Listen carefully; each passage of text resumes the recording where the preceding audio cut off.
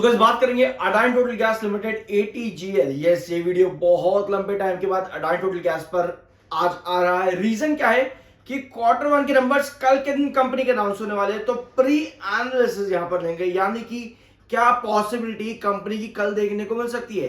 Pre analysis का significance यानी कि जरूरत क्या होती है, इससे आपको पता चलता है कि क्या कंपनी नंबर अच्छे देगी या फिर नहीं देगी। अगर अच्छे देगी तो आप एक एजम्पशन लगा सकते हो कि आपको एक प्री रैली देखने को मिल सकती है मार्केट सेशन में, यानी इंट्राडे अच्छा दिख सकता है। अगर नंबर अच्छे नहीं रहेंगे तो आपका डाउन साइड में पोजीशन देखने को मिल सकती है। तो इन सब चीजों को एज्यूम करने के लिए हम छोटा सा प्री एनालिसिस लेते हैं इस चैनल पर। अगर आप पहली बार चैनल पर आए हो, सब्सक्राइब जरूर करके जाओगे, क्योंकि वीडियो में आपको बहुत कुछ मिलने वाला है। ठीक है, तो शुरुआत करते हैं आपके अडानी टोटल गैस लिमिटेड से। Just give me 1 second. ठीक है, तो 28 जुलाई है कल के दिन। बेल भारत इलेक्ट्रॉनिक्स लिमिटेड का मैं आपको ऑलरेडी एक प्री एनालिसिस आज के दिन दे चुका हूं, जरूर चेकआउट करना। अडानी ग्रीन एनर्जी लिमिटेड, भैया ये कंपनी और साथ में अडानी टोटल गैस, ये दो जो कंपनी है एक ही ग्रुप की, अडानी ग्रुप के, आपको मालूम ही है। ये दो कंपनी में आपको सिमिलर सिचुएशन देखने को मिल रही है। क्या है वो मैं आपको अभी बताऊंगा, अगर आप चैनल पर बहुत टाइम बाद आए हो तो। टोरेंट फार्मा का अगर आप इसको भी प्री एनालिसिस चाहिए तो आपको मिल जाएगा अगला वीडियो। गेल का इसका अगला प्री एनालिसिस गेल में भी लेंगे। मैसगॉन डॉक भी आपको मिलेगा आज के दिन। Waaree Energies, NTPC Green, Adani Total Gas का तो इस वीडियो में ले ही रहे हैं, और साथ में और भी कंपनीज है जैसे कि अजंता फार्मा और Piramal Pharma, yes, Motherson wiring, इन दोनों का भी आपको प्री एनालिसिस आज के दिन मिल जाएगा। ठीक है, तो शुरुआत करते हैं पहले आपकी खबर से। अभी तक देखो इंतजार जिस चीज का है ना वो यही है कि जो डिले है ना यहाँ पर सेबी की रिपोर्ट्स का, या पर अडानी ग्रुप ने जो भी चीजें फेस करी हैं या जो भी एलिगेशन यहाँ पर लगाए गए यूएसए कोर्ट से या कहीं से भी, उन सब पर अभी भी कोई रिपोर्ट नहीं आई है फाइनल।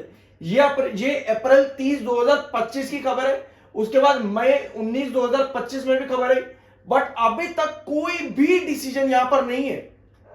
यानी कि सिचुएशन आज भी वहीं की वहीं खड़ी है। और दो मेजर कंपनीज, अडानी ग्रुप की दो मेजर कंपनीज आपको नाम देखने को जो मिलता है, अडानी टोटल गैस और Adani green energy. Although Adani enterprises तो है ही, बट ये दो कंपनी भी इसी ग्रुप की जो है, इन पर बहुत ज्यादा प्रेशर देखने को मिला इस सभी चीजों का। तो अब यहां पर चलते हैं क्वार्टर वन के प्री एनालिसिस देख लेते हैं। अभी देखो कोई रेजोल्यूशन या सॉल्यूशन यहां पर नहीं आया इन खबरों का, तो जब तक नहीं आता तब तक चीजें आपकी सिमिलर आपको वही देखने को मिल रही हैं।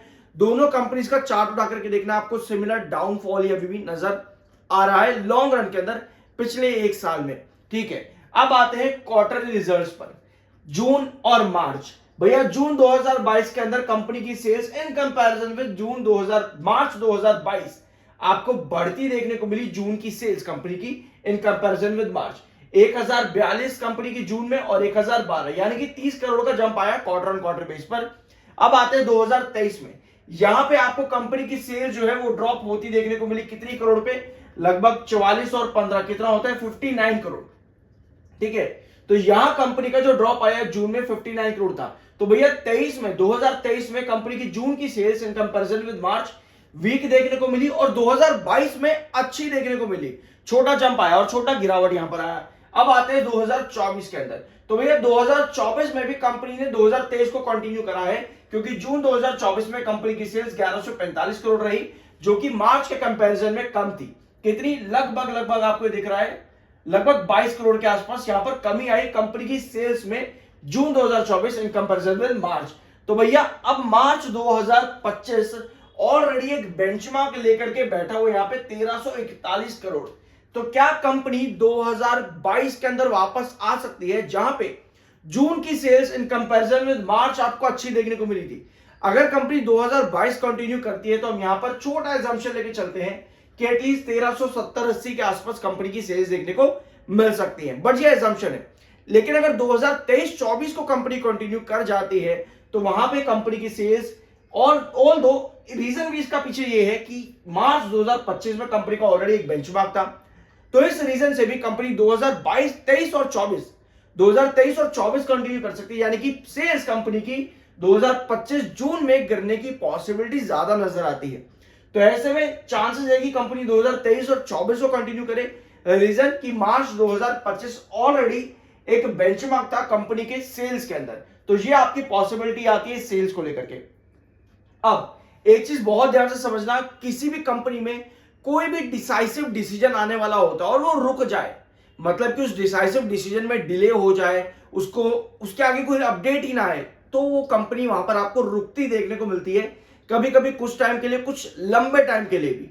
अनलेस आपके पास उस डिसाइसिव डिसीजन के अलावा कुछ और पॉजिटिव आ जाए, तो यस आपको उसका इफेक्ट दिखेगा।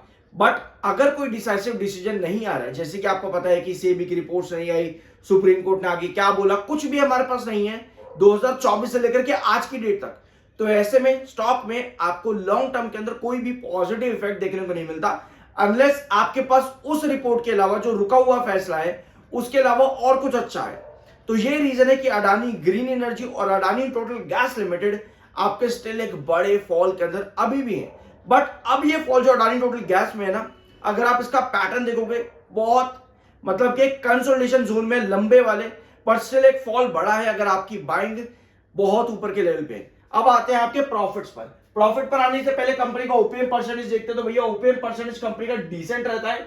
मार्च में कंपनी का ओपीएम परसेंटेज 20% आया था, जो कि अगर आप कंपनी के रेगुलर क्वार्टर से कंपेयर करोगे ना, तो ये ओपीएम परसेंटेज कंपनी का लो है, और दिसंबर में भी लो था। वेरस कंपनी 25% के आसपास का ओपीएम परसेंटेज देती ही देती है।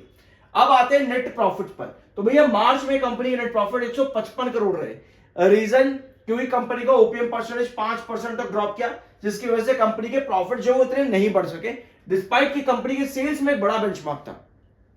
अब ऐसे में जहां जून 2024 में कंपनी का ओपीएम परसेंटेज 26% था, अगर कंपनी मान लेते हैं कि छोटा सा डिक्लाइन सेल्स में आता भी है और कंपनी का ओपीएम परसेंटेज 6% बढ़ता है क्वार्टर ऑन क्वार्टर बेसिस, यानी कि एक्सपेंसेस कम होंगे, तो ऐसे में पॉसिबिलिटी बनती है कि कंपनी प्रॉफिटेबिलिटी बढ़ा दे डिस्पाइट सेल्स कम आने के बाद में क्वार्टर ऑन क्वार्टर बेसिस पर यहां पे। तो अगर कंपनी की सेल्स गिरती है, ओपीएम परसेंटेज 5% तक का इंक्रीज देता है, जो कि कंपनी का रेगुलर देखने को मिलता है ओपीएम परसेंटेज, तो ऐसे में चांसेस है कि कंपनी की प्रॉफिटेबिलिटी डिस्पाइट सेल्स के गिरने के बावजूद बढ़ती देखने को मिले। तो ये एक पॉसिबिलिटी आपकी यहां पर बन जाती है प्रॉफिट्स को लेकर के। कल है कंपनी के क्वार्टर 1 के नंबर्स, तो थोड़ा सा देख लेना कल के दिन, ठीक है।